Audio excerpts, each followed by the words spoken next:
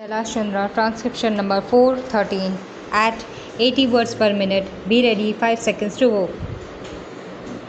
I rise to give my wholehearted support to this measure, which I consider to be of immense importance and a landmark in the history of industrialization in the country. This bill aims at setting up a permanent machinery for according protection to those industries of our country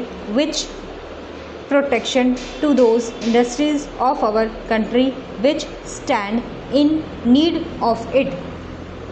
This country, which is so very rich in all its resources, was at one time of its history at the pinnacle of glory, not in the production of raw materials but in the manufacture of finished goods. But the continuous foreign rule for centuries ruined all its industries, with the result that the country has been brought down from that height of industrial glory. For centuries, our production, though it was more or less of the cottage industry type, commanded markets throughout the world.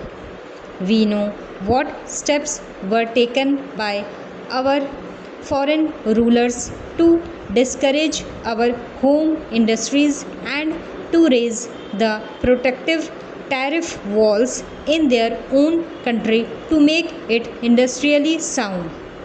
We know how our viewers were tyrant. It is a matter of history and needs no repetition here. Therefore, this country, which has been under the heel of the foreigners for centuries, has now to begin its life afresh and to rejuvenate and renovate its ruined industries. I therefore regard this measure, which is the first constructive attempt on the part of the government to bring industry on a sound footing, as a great landmark in the history of industrialization. For years, this country and the government, which was at the helm of its affairs, believed in unrestricted foreign trade. It was only during World War I that the then government thought for the first time that some steps must be taken in this country towards industrialization. An industrial commission was appointed in 1916. It apparently had nothing to do with the tariff policy, but for the first time it concentrated attention on the sphere and domain of the development of industries in the country. Times were changing. There was a feeling of political consequences amongst the masses. With the August Declaration of 1917, there was a cry for the grant of fiscal autonomy, and for the first time we saw fiscal autonomy in the convention. In 1923, the first fiscal commission was appointed, and subsequently the government appointed ad hoc tariff boards. We must keep in mind that it was still the foreign government that was at the helm of affairs, and the terms of reference of these and ad hoc tariff boards were very limited in their character.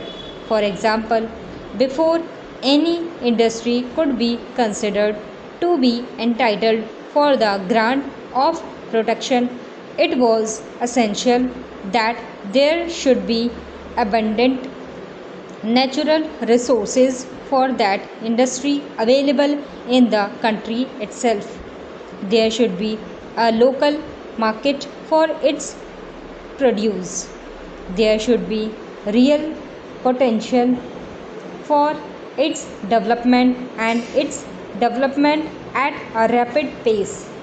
Even then, the protection was afforded only for limited periods, and that too only in cases where a certain industry could stand foreign competition. These were the limitations, but even in this limited sphere, we have several illustrations which show that the government of that day never accepted the recommendations of these tariff boards when they clashed with the interests of foreign capitalists, particularly British capitalists in this country. In 1928, the government refused to grant any protection to the locomotive manufacturing industry on the lame excuse that there was no market for it in India. We know how crores and crores of rupees had to be spent for buying locomotives outside the country, and even today we are importing these locomotives from abroad. Thus, we see that when these tariff boards were appointed for the first time, they functioned in a very halting and indecisive manner, and they were intended only for the production of the interests of foreign capitalists and not for the development of indigenous industries. Then came the war.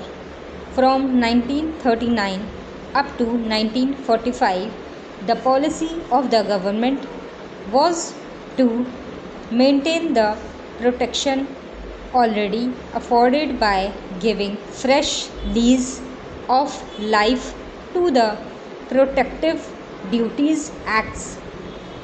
It was in November 1945 that the then government appointed an interim tariff board which with extended life is still working, and which tariff board is sought to be replaced by the tariff commission envisaged in this piece of legislation. This bill incorporates very important provisions which fall into three categories. Firstly, chapter 2 deals with the establishment of the qualifications of the members and the chairman, and also the terms of office and tenure of service of the members and the chairman. The second part, which is the very soul of this legislation, deals with the functions and duties of the commission, which are incorporated in clause 11 of the bill. The third part of the bill is of a routine character.